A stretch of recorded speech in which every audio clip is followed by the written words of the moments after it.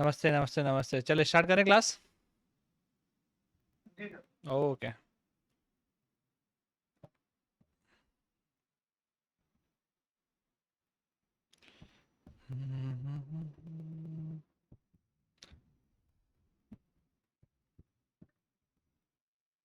चल कल का क्वेश्चन देख लेते हैं पहले तो। कल हम लोगों ने एक क्वेश्चन देखा हुआ था जिसमें मैंने आपसे बोला था कि तीन चार्जेस हैं, है ना। और तीन चार्जेस में पहले आपने ए को बी के पास में लेके गए, फिर दोनों को सेपरेट कर दिया, फिर ए को आप सी के पास में लेके गए, फिर दोनों को सेपरेट कर दिया, दोनों को 2 मीटर के डिस्टेंस पे रखा था अपन ने, ठीक है। तो कितना फोर्स होगा ये अपन ने पूछा था। तो ये आएगा 2.25 इंटू 10⁹ 2.25 इंटू 10⁹ ये कर दिया क्या मैंने पहले? हाँ।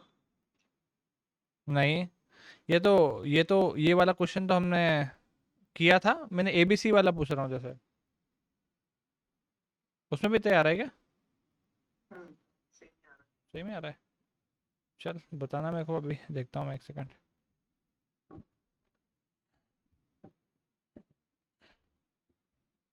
हाँ चल, 4 कूलम का था एक, दूसरा कितने कूलम का था? है। एक 4 कूलम का था, एक -2 और सी वाला 1 का। और सी वाला 1 कूलम प्लस 1 कूलम ना। हाँ। तो पहले ए और बी को मैं पास पास लेके गया, तो सर ए और बी को ले जाऊंगा तो बराबर बराबर बांट देंगे दोनों में। ये बचेगा 2/2, 1 1 कूलम का वन। बन गया, है ना। ये भी 1 कूलम हो गया और ये भी 1 कूलम हो गया। फिर तूने क्या किया, सी ए और सी को फिर पास में लेके गया, तो इसका भी 1 इसका भी 1, तो ये तो हो जाएगा तेरा 1, दोनों के पास में सेम ही होगा, हाँ। है ना। तो अब फिर मैंने बोला तेरे को कि अब तूने दोनों को दूर दूर कर दिया, ए और सी को, हम्म, और कितने डिस्टेंस पे रखा है? 2 मीटर। 2 मीटर का। तो सर फोर्स, कूलम फोर्स कितना होगा बिटवीन ए एंड सी?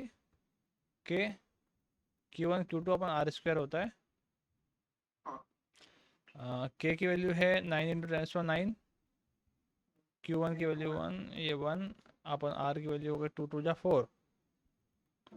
हाँ ये गुड यार, गुड, सेम ही बना ना। सही है, करेक्ट है।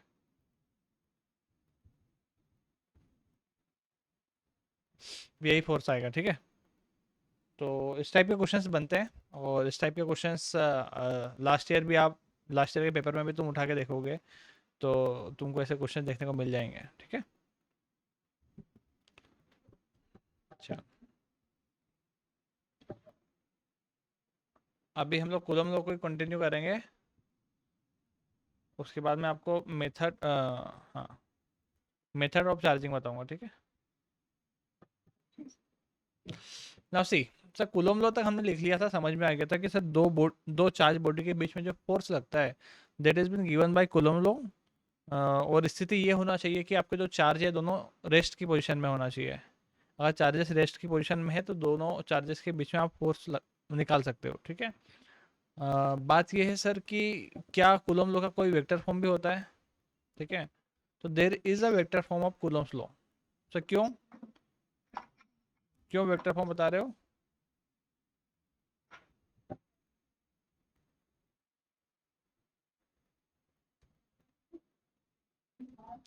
क्योंकि देख तेरे को पता है कि जो फोर्स होता है ना, फोर्स कैसी क्वांटिटी है?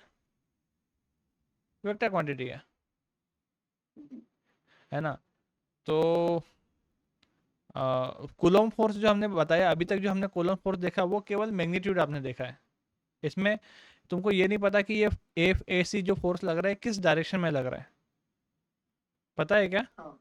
नहीं पता। नहीं। हमने कोई ना तो यूनिट वेक्टर लगाया, ना कोई डायरेक्शन लिखी है, ना आई कैप, ना जे कैप, ना के कैप, कुछ भी नहीं लिखा हुआ है, ठीक है।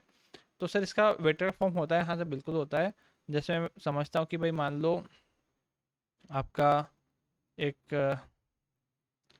एक चार्ज यहाँ रखा है, एक चार्ज आपका यहाँ पे रखा हुआ है, ठीक है। ये चार्ज 1 है, चार्ज अपना 2 है, ठीक है। और ये इसका R1 पोजीशन वेक्टर है, और इसका R2 पोजीशन वेक्टर है, ठीक है। अब सर दोनों चार्जेस के बीच में फोर्स लगेगा, बिल्कुल लगेगा। ठीक है, तो अगर आप यहाँ से यहाँ तक का डिस्टेंस निकालना चाहते हो तो आप क्या करते हो, R2 माइनस R1 कर देते हो। ये एक वेक्टर आता है, ठीक है, इसको आप बोलते हो डिस्प्लेसमेंट वेक्टर। याद है बात, ये क्लास 11th में तुम लोग पढ़ते हैं। अरे याद है क्या ध्रुव? हाँ सर। इसको डिस्प्लेसमेंट वेक्टर बोलते हैं। हाँ सर ये। ठीक है, अब देख कुछ भी नहीं मैंने बताया, यहाँ पे पोजीशन वेक्टर है, एक एक चार्ज रखा था फर्स्ट वाला यहाँ पे, तो इसकी पोजीशन यहाँ से यहाँ तक कितनी है सर, R1 पोजीशन है। ये R2 वेक्टर है ना, और ये R2 माइनस R1 हो जाएगा। इसको बोलते हैं डिस्प्लेसमेंट वेक्टर। ठीक है, मतलब सीधी सी बात है, यहाँ से यहाँ तक का डिस्टेंस भी है और डायरेक्शन भी हमको शो कर रहा है। ठीक है, अब अगर मैं तेरे से बात करूँ कि सर ये बताओ कि फर्स्ट चार्ज पे, है ना, फर्स्ट चार्ज पे सेकंड से लगने वाला फोर्स किधर है, तो तू बोलेगा sir force by 2 on 1, force sorry force by 2 on 1, है ना। 2 से फर्स्ट पे लगने वाला फोर्स कितना है, F21 है मान लो। तो तू बोलेगा सर ये के तो कांस्टेंट होता है, इससे कोई फर्क ही नहीं पड़ता। ये Q2 मान लेता हूँ, मैं Q1 मान लेता हूँ। ठीक है, तो Q2 into Q1 upon R. अब आर क्या है सर, आर तो यहाँ से यहाँ तक का डिस्टेंस है जिसको आपने डिस्प्लेसमेंट वेक्टर से शो कर दिया है। ठीक है, तो तू क्या बोलेगा, R2 माइनस R1 का मैग्नीट्यूड का होल स्क्वायर, आर स्क्वायर था ना। हाँ, वो मैग्नीट्यूड ही होता था, ये मैग्नीट्यूड ही होता था, तो ये भी क्या होगा, मैग्नीट्यूड ही होगा। नाउ अब सर ये फोर्स लग किस डायरेक्शन में रहा है, तो तू बोलेगा सर इससे इस पे फोर्स लगा तो इस डायरेक्शन में लगेगा, है ना। ऐसा मैंने बोला था कि ये इधर उधर नहीं जाएगा, क्यों नहीं जाएगा, क्योंकि सर ये इनलाइन फोर्स होता है। ठीक है, अब भाई ये इसकी डायरेक्शन में किससे बताता हूँ, आर कैप से बताता हूँ। ठीक है, यहाँ पे तो बोल देगा कि R2 माइनस R1 का जो यूनिट वेक्टर होगा, जो यूनिट वेक्टर होगा उससे आप बताओगे। रुक जाए एक सेकंड,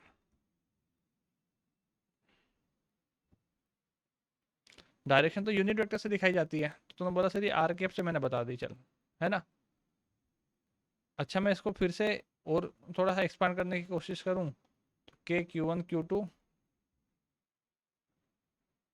R1 का होल स्क्वायर। अब ये जो यूनिट वेक्टर है इसको तो कैसे लिख सकता है सर, यूनिट वेक्टर का मतलब तो किसी भी वेक्टर का मैग्नीट्यूड, सॉरी कोई भी वेक्टर अपॉन उस वेक्टर का मैग्नीट्यूड, ऐसा होता है, इसी को यूनिट वेक्टर बोला जाता था। तो यहाँ पे आर के मुझे लिखना, तो मैं कैसे लिखूंगा, R2 माइनस R1, ये तो वेक्टर हो गया, अपॉन इसका मैग्नीट्यूड, तो मैग्नीट्यूड कितना है सर, R2 माइनस R1, ऐसे लिख दो। तो F21 कितना हो गया सर, F21 हो जाएगा के Q1 Q2 upon R2 minus R1 का होल क्यूब। ठीक है, और ये बनेगा आपका R2 माइनस R1, करेक्ट है। अब इसमें डायरेक्शन आ गई हमारी क्लियर। ठीक है, और अगर मैं तेरे से बात करूं कि यार तू इस चार्ज से इस पे लगने वाला फोर्स, मतलब सॉरी इस चार्ज से लगने वाला फोर्स इस पे कितना होगा वो बता दे, तो वो बोलेगा सर अभी आपने F21 निकाला, इसका मतलब आप F12 की बात कर रहे हो, वो कितना होगा सर, के Q1 Q2, तो ये तो स्केलर क्वांटिटी है तो इनमें कोई फर्क नहीं पड़ता। अच्छा इसका इसका जो डिस्प्लेसमेंट वेक्टर होगा वो कितना होगा, ये होगा R1 माइनस R2, यहाँ पे R1 माइनस R2 का होल स्क्वायर कर दिया, और यहाँ पे मैं आर कैप का वो कर दूंगा यूनिट वेक्टर। ठीक है, F12 फिर से तू पूरा इसको सोल्व करेगा तो मेरे पास में क्या निकल के आएगा, ये हो जाएगा R1 minus R2 upon R1 minus R2। Vector पूरा क्लियर है तेरे को, क्लियर है वेक्टर, होना चाहिए आई मीन। हाँ, तो इसको मैं लिख सकता सर के Q1 Q2 upon R1 minus R2 का होल क्यूब, और ये हो जाएगा R1 माइनस R2। ये हमारा क्या है सर, ये तो डिस्प्लेसमेंट वेक्टर है, इस वाले की बात कर रहा हूँ मैं, है ना। पहले मैंने इस वाले की बात इतने की बात करी थी, अभी मैं इतने की बात कर रहा हूँ, ठीक है। लेकिन सर क्या मतलब ऐसा होता होगा कि दोनों फोर्सेस के अलग अलग है क्या, क्या दोनों के मैग्नीट्यूड अलग अलग है क्या? तो मैं बोलूँगा कि बिल्कुल नहीं यार। देख, एक ने दूसरे पे फोर्स लगाया, Q1 Q2 आया, है ना। दूसरे ने पहले पे लगाया, उसमें Q2 Q1 आया, बात तो एक ही है। डिस्टेंस भी दोनों के बीच में सेम ही होगा, है ना। तो इसका मतलब तो ये हुआ कि सर जो मैग्नीट्यूड होगा ना फोर्स का, वो मैग्नीट्यूड तो दोनों का सेम होगा। जितना फोर्स पहले ने दूसरे पे लगाया उतना ही दूसरे ने पहले पे लगाया, है ना। तो magnitude of both the forces are same. The difference is, difference किस में है सर? डिफरेंस केवल डायरेक्शन में है। इसका इस पे लगने वाला फोर्स इस साइड है, इस पे लगने वाला फोर्स इस साइड है, तो केवल डायरेक्शन का डिफरेंस है, बाकी फोर्स का मैग्नीट्यूड क्या है? सेम है। हाँ। तो सर इसका मतलब तो ये भी है कि मैं इसको अगर प्रॉपरली लिखना चाहो तो आप ये भी लिख सकते हैं कि F12 force by 1 on 2 will be equal to minus of F21 force by 2 on 1 का माइनस। क्यों माइनस कर दिया? क्योंकि प्लस करता तो ये इधर की डायरेक्शन दिखा रहा था, माइनस कर दो तो ये इधर की डायरेक्शन दिखाएगा, रहा है ना।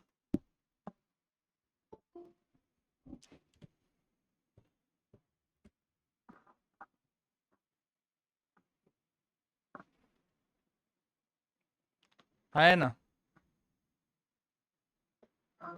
लेफ्ट हो गया था क्या?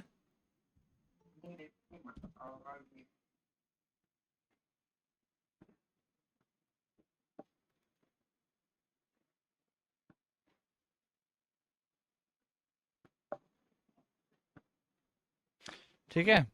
तो हाँ, तो क्या हुआ sir? Force on 1 due to 2 या फिर force by 1 on 2 equals to force by 2 on 1, same ही बात है, बस डायरेक्शन का डिफरेंस था। तो हमने क्या कर दिया, अगर माइनस लगा दूं तो डायरेक्शन भी सेम हो जाएगी, करेक्ट है। So now this is very important thing.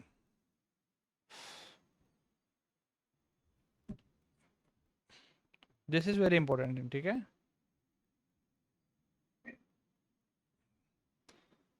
And this is also known as vector form of Coulomb's law. इसी को क्या बोलते हैं हम लोग? Vector form of Coulomb's law. अगर डेरिवेशन पूछा, हाँ डेरिवेशन पूछा जाता है तो ये वाला डेरिवेशन ज़्यादा पूछा जाता है, vector form of Coulomb's law का, ठीक है, रादर देन दी स्केलर फॉर्म।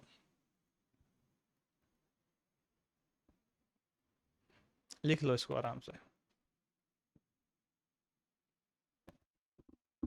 हाँ भाई विश्वजीत।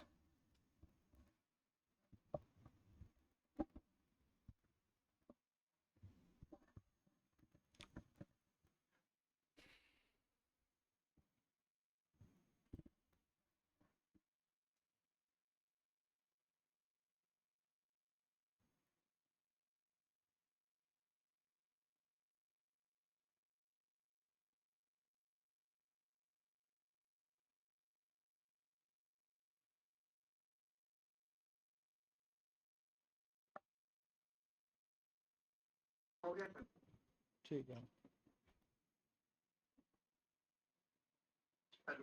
हाँ डन, ओके, हो गया। So this is very important. हाँ मतलब इसका वेक्टर फॉर्म हमको समझ में आना चाहिए, अदरवाइज क्या होगा कि जब आपको n नंबर ऑफ चार्जेस दे देंगे और एक दूसरे के ऊपर तुमसे पूछेंगे कि फोर्स कितना है, ठीक है, तो दिक्कत होती है निकालने में थोड़ा सा। और कभी मान लो कि उनने डिस्प्लेसमेंट वेक्टर ही दे दिया, है ना, या कोई वेक्टर दे दिया, फिर पूछ लिया कि भाई अब बताओ इसके बीच में फोर्स कितना होगा, तो उस टाइम पे you will not be able to apply that scalar form of Coulomb's law, ठीक है। विश्वजीत,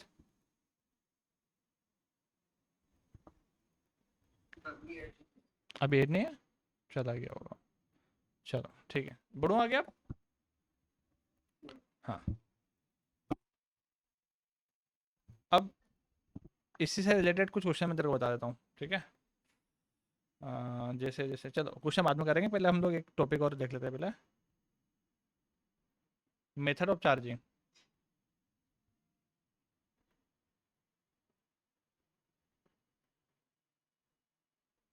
चार्जिंग करने के किसी भी बॉडी को चार्ज करने के क्या मेथड्स होते हैं, है ना।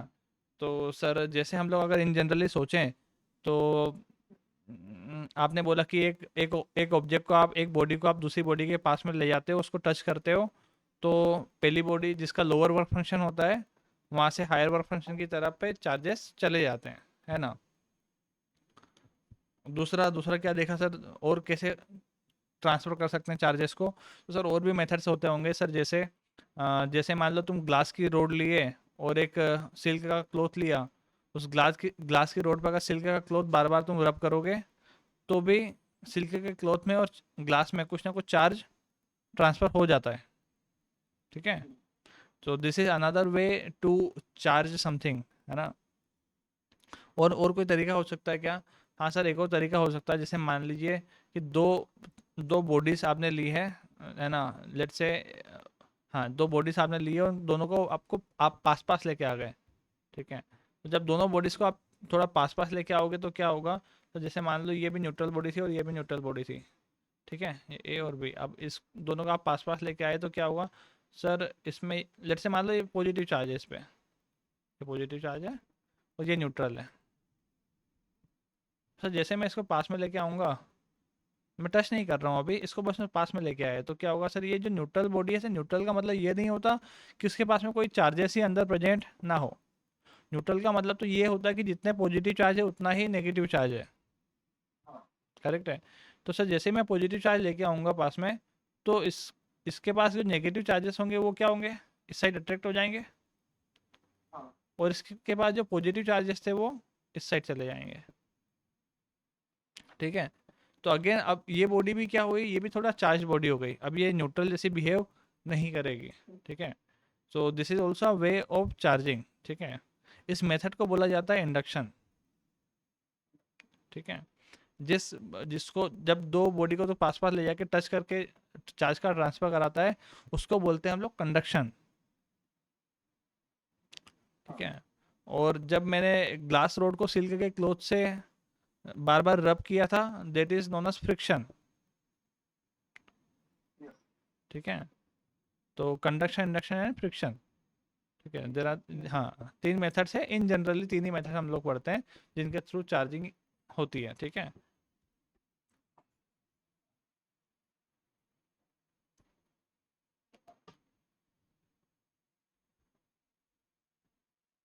बाय कंडक्शन,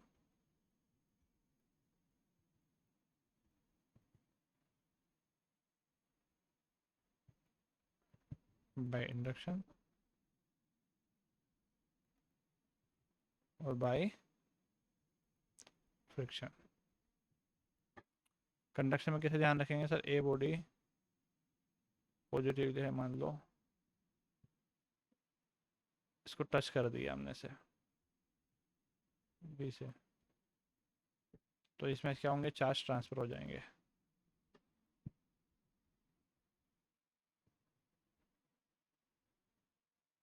ठीक है। इंडक्शन में क्या होगा, एक चार्ज बॉडी है मान लो, उसको आप न्यूट्रल बॉडी के पास में लेके गए, तो बाद में क्या होगा सर, बाद में ऐसा होगा, पास में जस्ट लेके गए हम, तो बी में इस साइड नेगेटिव चार्जेस आ जाएंगे और इस साइड पॉजिटिव चार्जेस चले जाएंगे। That process is known as induction, ठीक है। कोई नहीं पूछता है, पर आपको पता होना चाहिए, ठीक है। फ्रिक्शन क्या होगा सर, मान लो एक ग्लास की रोड है और एक सिल्क का क्लॉथ है, तो अगर आप उसको रब करोगे तो ग्लास की रोड में पॉजिटिव चार्जेस चले जाएंगे और सिल्क का जो क्लॉथ था उस पर नेगेटिव चार्जेस चले जाएंगे। कैसे हुआ होगा सर, ग्लास की रोड न्यूट्रल होगी, उस सिल्क का क्लॉथ अगर आप बार बार उससे रब करोगे तो वो इतनी एनर्जी ले, मतलब इतनी एनर्जी उसमें होगी कि इसका जो वर्क फंक्शन है वो काफ़ी कम है, मतलब इसके जो इलेक्ट्रॉन्स है वो थोड़े से लूजली बाउंड है, ठीक है। तो सिल्क के क्लॉथ ने क्या किया, वो इलेक्ट्रॉन्स निकाल दिए बाहर, जब इलेक्ट्रॉन ग्लास रोड से निकालेगा तो सर इलेक्ट्रॉन्स तो सिल्क के क्लॉथ पे चले गए, तो अगर इलेक्ट्रॉन चले गए तो इसके पास में क्या क्रिएट होगा, पॉजिटिव चार्ज क्रिएट होगा ना। हाँ। हाँ, तो this is how this friction occurs, है ना। Charges transfer from lower work function to higher work function.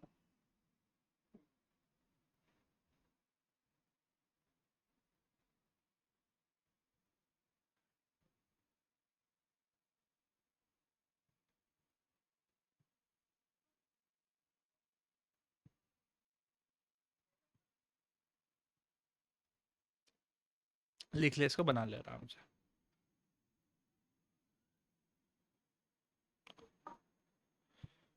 अपनी समझ से भी बनाना, ठीक है, ऐसा नहीं कि समझ में ना आया बाद में खुद को।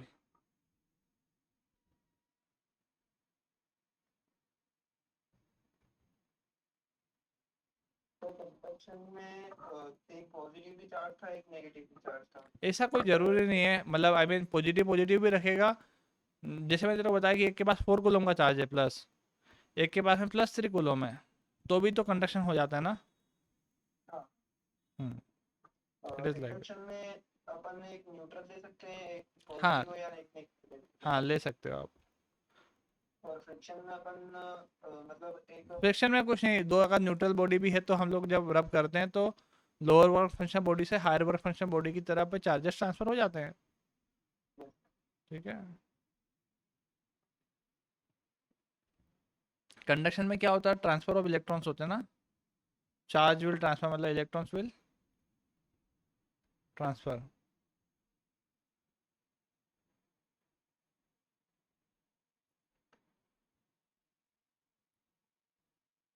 अभी स्क्रीन पे तेरे को क्या दिख रहा है,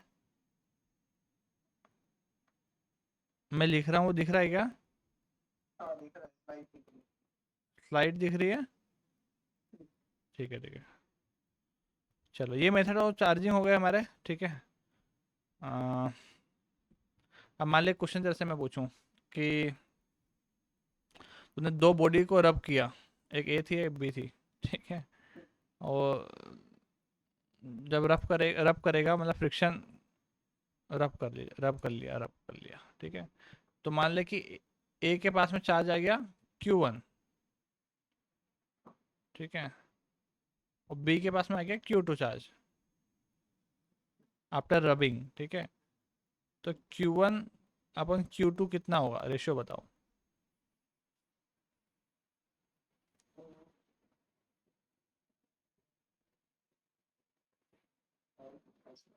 इसमें सर यही वाला फॉर्मूला है ना, वेक्टर्स लॉ, कूलम्ब्स लॉ।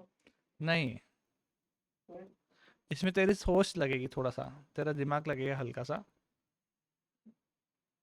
तूने क्या किया, मेरी कंडीशन तो समझ, मैंने रफ किया ए बॉडी को बी बॉडी से, ठीक है। ए और बी को रब किया, एक के पास चार्ज चले गए Q1, एक के पास चले गया Q2, मैंने पूछा कि अगर दोनों का रेशियो क्या होगा। दोनों का रेशियो Q1 अपन Q2 ही होगा। हाँ वो तो है वो तो मैंने पूछा ही है, बट मेरे को क्वांटिटी में बता।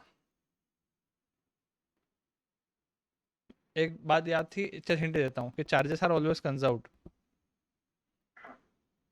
इसका मतलब ये हुआ, इसका मतलब ये हुआ, हाँ, कि देख जितना चार्ज या तो ए से निकला होगा, हाँ। ए से निकल के बी के पास में गया होगा, मान ले ए से मान ले निकल गया 0.5 कूलम, हाँ। तो बी के पास में कितना गया होगा, 0.5 कूलम ही गया होगा। बट एक के पास, एक का प्लस होगा एक का माइनस होगा, स्वाभाविक सी बात है, होगा कि नहीं होगा। हाँ। अरे एक से या तो बी से इलेक्ट्रॉन निकल के गए होंगे ए में, या फिर ए से निकल के गए होंगे बी में, है ना। मान ले तू ए से इलेक्ट्रॉन निकल के गए, एक दो दो इलेक्ट्रॉन निकल के चले गए यहाँ पे, ठीक है। तो यहाँ पे क्या हो जाएगा, 2 पॉजिटिव चार्ज हो जाएगा, और यहाँ पे कितना हो जाएगा, 2 नेगेटिव चार्ज हो जाएगा। रेशियो कितना होगा, रेशियो तो -1 होगा कि नहीं होगा, होगा ना। हाँ। हमेशा इतना ही होगा, ठीक है। चाहे तू ये भी समझ सकता है कि बी से निकल के गए हो मान लो, तो बी से निकल के गए होते तो तू ये बोल देता, ये बस ये नेगेटिव चार्ज ऊपर आ जाता, पॉजिटिव चले जाता, फिर भी आंसर तो -1 ही आना था, है ना। गुड। तो सर मेथड ऑफ चार्जिंग हमको क्लियर हुई, ठीक है। कूलम्ब्स लॉ मेरे को क्लियर हो गया, ठीक है। हाँ, देखो डाइलेक्ट्रिक कांस्टेंट समझ में आ गया था, परमिटिविटी एप्सिलॉन नॉट। हाँ हाँ, कभी भी क्लास में आओ तो तैयार होके आना, ठीक है। तैयार मतलब कंगी करके मत आना चाहे, लेकिन पढ़ के जरूर आना, ठीक है। हम्म। जैसे मान ले मैं तेरे से क्वेश्चन पूछ लूँ कि दो बॉडीज के बीच में जो फोर्स लग रहा था वो लेट से 40 न्यूटन था, कहाँ पे, वैक्यूम में। और तूने ऑब्जेक्ट को अब कहाँ ही में रख दिया है, मान ले तूने पानी में रख दिया, ठीक है। और पानी का मैंने डाइलेक्ट्रिक कांस्टेंट भी देके रखा है, कितना, लेट से 80 है, ठीक है। पानी का डाइलेक्ट्रिक कांस्टेंट कितना है, 80 है, ठीक है। डाइलेक्ट्रिक कांस्टेंट पता है, डाइलेक्ट्रिक कांस्टेंट और हमारे वाले कांस्टेंट में डिफरेंस था। हाँ, वो कांस्टेंट कितना होता था, 9 × 10⁹ जब वैक्यूम की बात कर रहे हो, ठीक है। और ये डाइलेक्ट्रिक कांस्टेंट के जिसकी वैल्यू कितनी है, 80 है। तो मैंने बोला था कि वहाँ पे हम लोग लेते थे F = 1/4πε0 Q1 Q2/r²। पर यहाँ पे तुम लोग क्या लोगे, सर यहाँ पे हम ε0 नहीं ले सकते क्योंकि ये तो वैक्यूम का था। तो मैंने बोला था तो किसी मीडियम के बारे में बात करेगा तो के टाइम इंक्रीज हो जाता है, हो जाता नहीं हो जाता था। और के टाइम मतलब के किसका है हमारे पास में अभी, वाटर का है। हाँ, तो फोर्स भी कितना हो जाएगा सर, तो फोर्स भी ये 1/80 टाइम्स ε0 समथिंग समथिंग जो भी है, बाकी सब चीज़ें तो कांस्टेंट ही है, ठीक है। तो तू ये बोल सकता कि F/80 हो जाएगा, नया जो फोर्स बनेगा मेरा वो कितना बन जाएगा, F dash will be equal to F/80, it will reduce to 80 times ना। हम्म। तो ऐसे क्वेश्चन भी पूछते हैं, मतलब डायरेक्टली अगर कूलम फोर्स से क्वेश्चन नहीं बना, उसने कुछ बोलेगा कि भाई वाटर में रखा है, केरोसिन में है, वट एवर इट इज, ठीक है। तो तेरे को ध्यान में रहना चाहिए कि वो रिड्यूस हो जाता है फिर उतने टाइम जितना उसका डाइलेक्ट्रिक कांस्टेंट होता हो, जितना उसका डाइलेक्ट। हाँ बेटा, प्रैक्टिस तो करनी पड़ेगी, ठीक है। तभी चीज़ें कंसेप्ट ज़्यादा लंबे समय तक याद रहते हैं। हम्म। चल अब आगे बढ़ूँ, वेक्टर फॉर्म में समझ में आ गया हमको। हाँ, अब तेरे को लिमिटेशन लिखा देता हूँ मैं कुछ, ठीक है, कूलम्ब्स लॉ की, ठीक है। तो सबसे पहली लिमिटेशन तो क्या है कि जो चार्जेस हैं वो रेस्ट की पोजीशन पे होना चाहिए, ऐसा नहीं होना चाहिए कि ए चार्ज मूव कर रहा है बी रखा हुआ है, नहीं, both of the charges must B at the position of rest, ठीक है। देन देन सर ये जो आप फॉर्मूला लगाते हो, है ना, ये पॉइंट चार्जेस के लिए लागू होता है ना, ठीक है। पॉइंट चार्जेस का मतलब क्या है, जैसे मैं बताता हूँ तेरे को, लिख ही देता हूँ यहाँ पे लिमिटेशंस।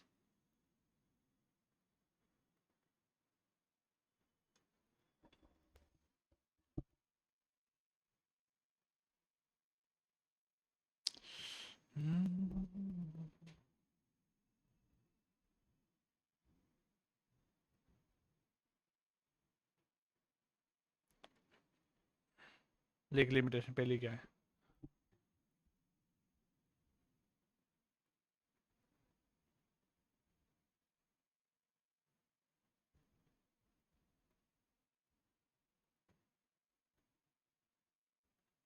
राइटिंग क्यों बिगड़ रही है, पहली, it is applicable for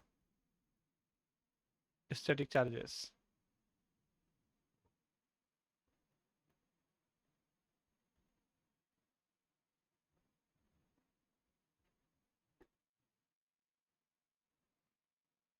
applicable for microscopic charges,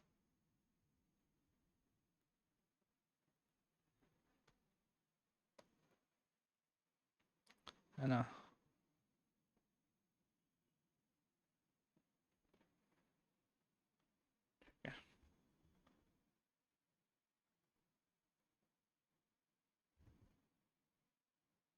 third, separation between charges must be greater than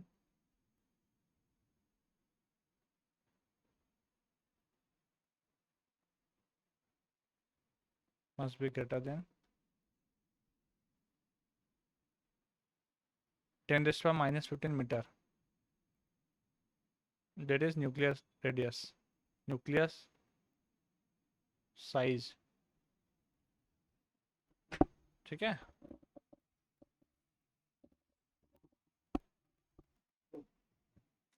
क्यों ऐसा बोल रहा हूँ कि separation of charges must be greater than 10 raise to minus 15? क्योंकि न्यूक्लियस की जो साइज होती है वो कितनी होती है, लगभग इतनी होती है, 10 रेज़ टू माइनस 15 मीटर के बराबर। ठीक है, अब यार एक बात बता कि अगर तूने न्यूक्लियर की साइज से भी कम डिस्टेंस पे रखा है तो उस टाइम पे तो तेरा न्यूक्लियर फोर्स लगेगा। करेक्ट है कि नहीं करेक्ट है? Sir nuclear forces short range forces थे, मतलब बहुत कम डिस्टेंस पे लगते थे लेकिन लगते बहुत तगड़े थे। ठीक है, तो दैट्स वाई न्यूक्लियर साइज से अगर कम डिस्टेंस पे रखा है तो न्यूक्लियर फोर्स ओवरकम कर जाता है।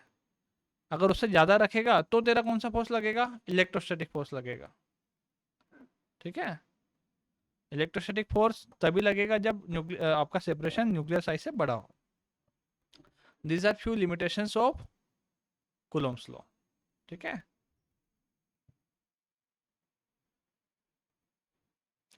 अब देखते हैं हम लोग सुपरपोजिशन प्रिंसिपल।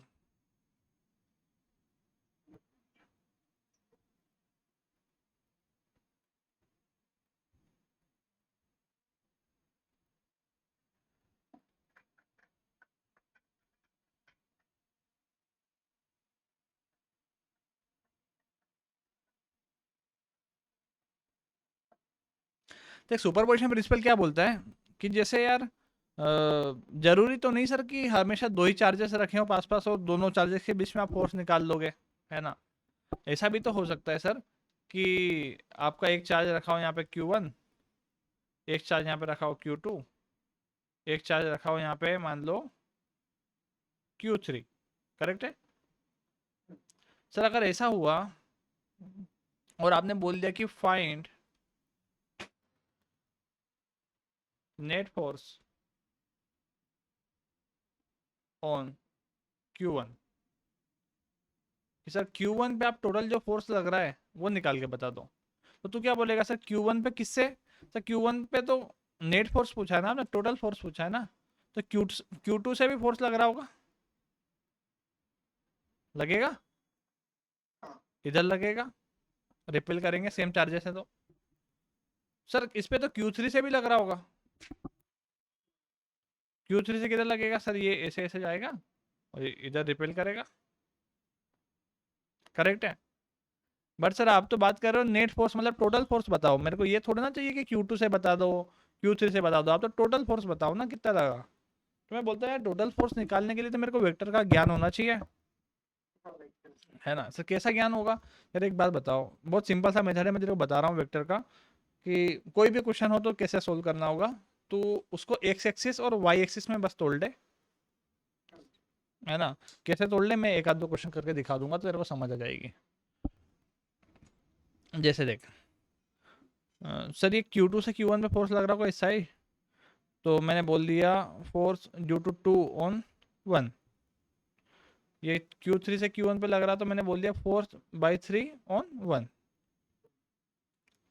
टोटल फोर्स किधर होगा? सर टोटल फोर्स तो पता करना पड़ेगा, मतलब कैसे पता करेंगे सर? हम लोग वेक्टर, ये वेक्टर की फॉर्म में, तो वेक्टर का रिजल्टेंट क्या होता है? Root of a square plus b square plus 2ab cos theta, है ना। ये क्या बात हुई सर? ये ऐसी बात हुई कि दो वेक्टर्स अगर आपस में लग रहे हैं तो उनका जो रिजल्टेंट होगा वो कुछ ऐसा होगा। ऐसा कैसा sir? Root of a square b square plus 2ab cos theta. Cos theta, theta क्या है? थीटा क्या है सर? थीटा दो वेक्टर के बीच का एंगल है। अब एक वेक्टर तो ये लग गया एक फोर्स, और एक फोर्स लग गई है, और दोनों के बीच में एंगल कितना दिख रहा है अभी हमको? 90, है ना, 90 दिख रहा है। ठीक है, हाँ, तो जो रिजल्टेंट बनेगा इनका वो कितना बनेगा सर? रूट ऑफ ए की जगह पे क्या है, F21 ले ले, F21 का स्क्वायर प्लस F 3 1 का स्क्वायर। और ये कोस 90 कितना हो जाता है? 0। तो मैथ्स वाला है ना? नहीं सर, बायो वाला। तो बायो वाला है, चल कोई बात नहीं। तो कोस 90 कितना होता है? 0 होता है। तो ये तो खत्म हो गई बात, 2ab कोस 90 वाली बात।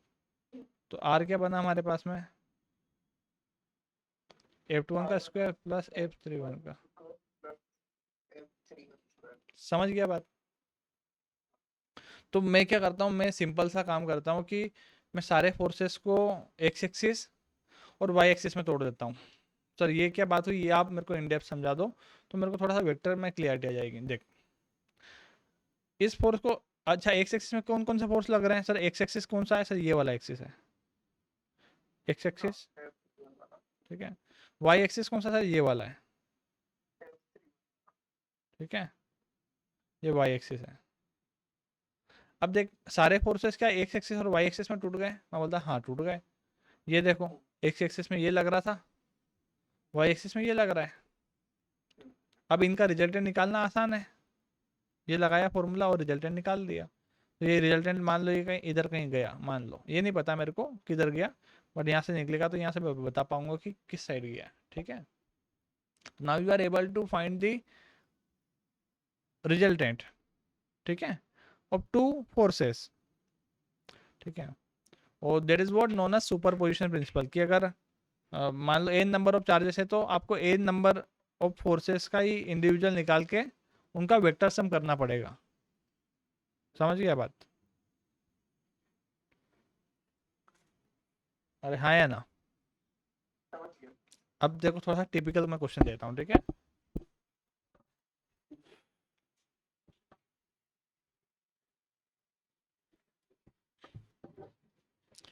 जैसे मान ले एक चार्ज रखा Q यहाँ पे भी Q रखा है, यहाँ भी Q रखा है और यहाँ भी Q रखा है। ये फर्स्ट चार्ज था मेरा, ये सेकंड था, ये थर्ड मान ले, ये फोर्थ मान ले, ठीक है।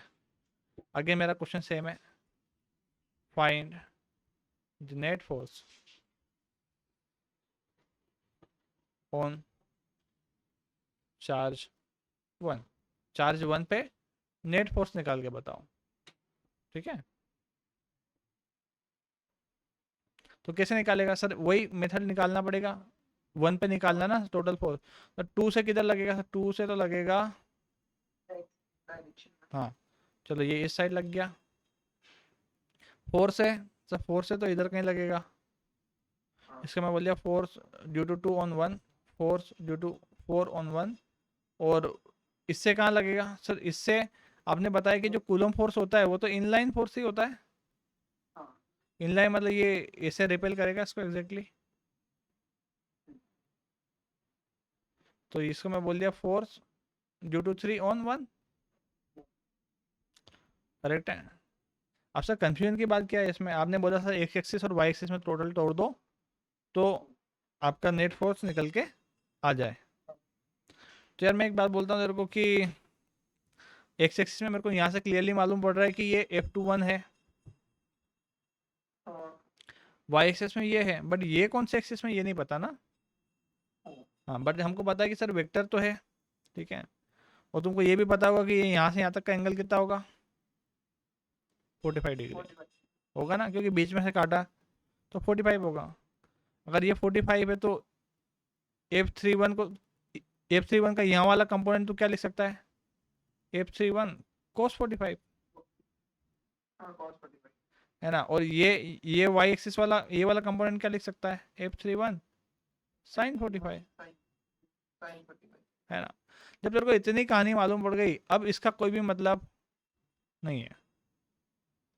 अब इसका कोई मतलब नहीं, क्योंकि तूने इसका बेस कंपोनेंट भी ले लिया, वर्टिकल कंपोनेंट भी ले लिया, ठीक है। अच्छा अब तू वापस इस सिचुएशन को देखेगा तो तेरे को कुछ सिचुएशन ऐसी दिखाई देगी कि सर एक्स एक्सिस में जो फोर्स है वो ये है F31 cos 45, और कौन सा है? और है सर F21, वाई एक्सिस में F41 और F31 sin 45, ठीक है। तो सर अब तो कोई समस्या नहीं होना चाहिए। अब अगेन मैं तेरे से बोले रिजल्टेंट निकाल के बता, तो तू क्या करेगा? X axis R equal to वही फॉर्मूला लगाएगा, root of b square plus 2ab cos theta. ठीक है, अगेन ये वाली टर्म तो तेरी क्या हो जाएगी, 0, क्योंकि दोनों के बीच में कितना है अब 90 है, तो ये 0 हो गया। आर बचेगा तेरा again root of a square plus b square. ठीक है, फिर सर समस्या क्या है? सर समस्या कुछ नहीं है। अच्छा एक बात बताओ, F21 क्या होगा? F21 का क्या, ये देख चार्ज क्या क्यू है, हाँ, ये भी क्यू है ना? तो और डिस्टेंस मान ले ये आर थी, ये भी आर थी, और हाँ ये आर है, ये आर है। ठीक है, एक स्क्वायर था, ये एक स्क्वायर था, स्क्वायर पे तूने रखा हुआ था, ये आर है, ये भी आर है। ठीक है, तो तू बोलेगा सर ये इनके और इनके बीच में जो फोर्स लग रहा है वो कितना लग रहा होगा, के Q1 Q2, तो Q का स्क्वायर हो जाएगा अपन R का स्क्वायर हो जाएगा। हाँ, ठीक है, और तू बोलेगा सर 4 1 कितना होगा, तो वो भी के क्यू स्क्वायर अपन आर स्क्वायर ही होगा, सेम ही, हाँ, ये भी तो क्यू ही है। बट F31 कितना होगा वो इसका हाँ इसका तो हाँ, तो इसका जो डायगोनल होता है वो √2 R हो जाएगा। ठीक है, तो ये बनेगा के क्यू स्क्वायर, चार्ज तो सेम ही है ना, क्यू क्यू है, अपॉन √2 R का होल स्क्वायर। करेक्ट है? हाँ सर। अब वापस यहाँ आ जाते हैं, अपने को वापस अपने मुद्दे पे आए। तो सर मेरे को मालूम पड़ा F31 कितना है सर, इतना है। F31 cos 45, cos 45 कितना होता है, 1/2, सॉरी 1/√2 है ना? तो F31 cos 45 पता लग गया, F21 पता है ही। ठीक है, तो मैं बोल देता हूँ कि भाई आप F21 को लिख दिया के क्यू स्क्वायर अपन आर स्क्वायर प्लस ये है हमारा के क्यू स्क्वायर √2 R का स्क्वायर इंटू 1/√2। ठीक है, ये एक्स एक्सिस का हो गया, और इसी का स्क्वायर करना था मेरे को, आर अगर निकालूँ तो मैं, है ना? प्लस बी कितना है सर, बी तो F31 45 कितना होगा, साइन 45 कितना होगा, तो सेम ही होता है, साइन 45 और कोस 45 सेम होते हैं। ठीक है,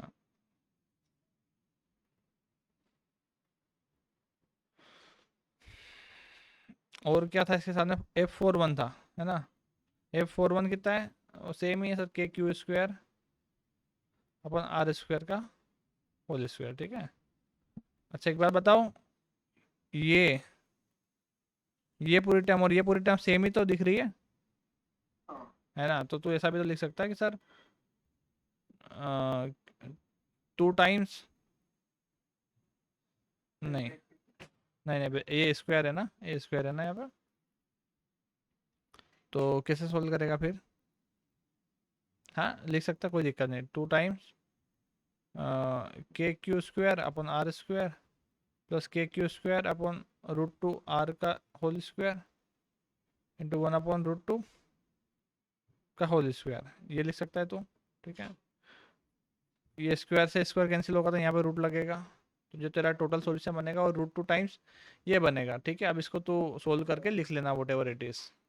ठीक है, मैंने बस तेरे को मेथड बताया है, जब तू सॉल्यूशन करेगा तो थोड़ा सा मतलब थोड़ा सिंपल एंगल वगैरह मिलेगा, तो तू आसानी से सोल्व कर पाएगा। ठीक है, बट कंसेप्ट क्लियर होना चाहिए। कंसेप्ट क्या सर, वेक्टर का फंडा पूरा क्लियर हो तो हम लोग सुपरपोजिशन प्रिंसिपल लगा सकते हैं। ठीक है, तो what is superposition principle? Superposition principle बोलता है कि अगर आपको फोर्स निकालना है टोटल, तो आप सारे इंडिविजुअल चार्जेस से उस चार्ज पे फोर्स निकालो।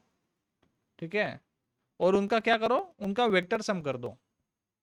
हाँ, ठीक है, उनका वेक्टर सम कर दो, और फिर आपका जो बनेगा वो रिजल्टेंट आपको देखने को मिल जाएगा। ठीक है, that is known as superposition principle. Enough for today,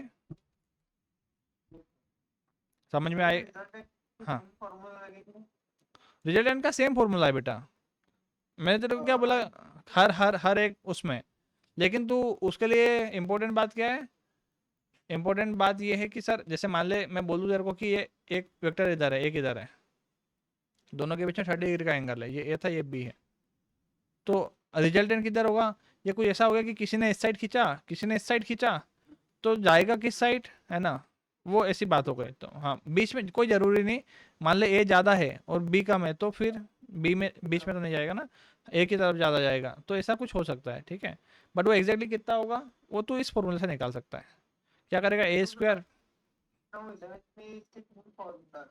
मतलब हर एंगल के मतलब अगर 180 के अंदर हो तो अलग था, 90 के अंदर हो तो एक अलग फॉर्मूला निकाल था। नहीं नहीं नहीं, सब बेकार। तो बस इतना ध्यान रख कि अभी रिजल्टेंट हमारा इतना है, ठीक है। अभी रिजल्टेंट हमारा इतना है, और फिर कंपोनेंट में तोड़ना हमको आता ही है सर। मान लिया 45 था, तो ये इसको आपने कोस बोल दिया, इसको आपने साइन बोल दिया, ठीक है। तो do it like that. Theta है वो कॉस हो जाएगा और इसकी तरफ नहीं बोल सकते। हाँ ठीक है। तो नाउ क्लियर हुई सारी बातें। अब ठीक है, अब बाकी की क्लास हम कल देखेंगे 7 बजे। स्क्रीनशॉट ले लिया, लिख लिया, जो भी करना है कर लेना, है ना। और इस टाइप के कुछ क्वेश्चन देखना स्टार्ट कर अब। Okay bye.